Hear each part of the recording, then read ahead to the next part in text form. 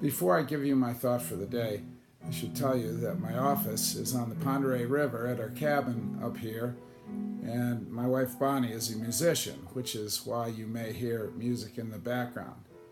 But in order not to distract you, I think I will move this over here and give you my thoughts from the Gospel of Luke today in the 6th chapter, where it appears to me that Jesus is a little more of a relativist than we want him to be.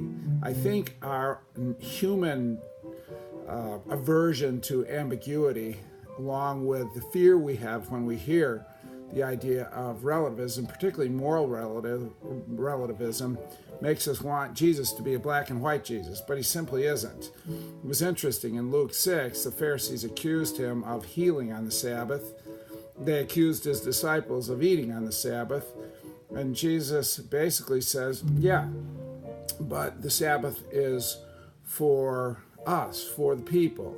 And so there are circumstances under which we can do these things. And he even uses the bride and bridegroom metaphor, saying when the bridegroom is present, then you rejoice and you eat and drink. But when the bridegroom is gone, that's the time to fast.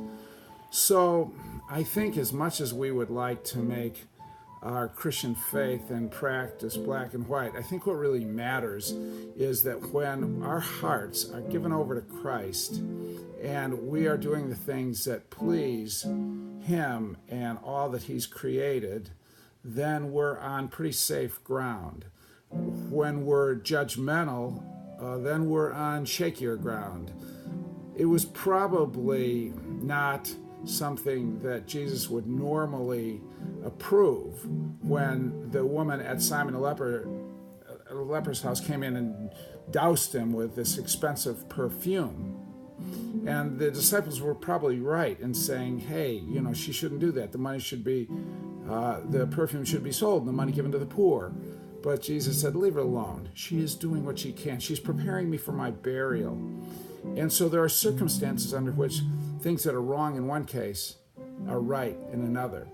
And so I think the main thing we need to do is make sure our hearts are warm and attentive to Christ.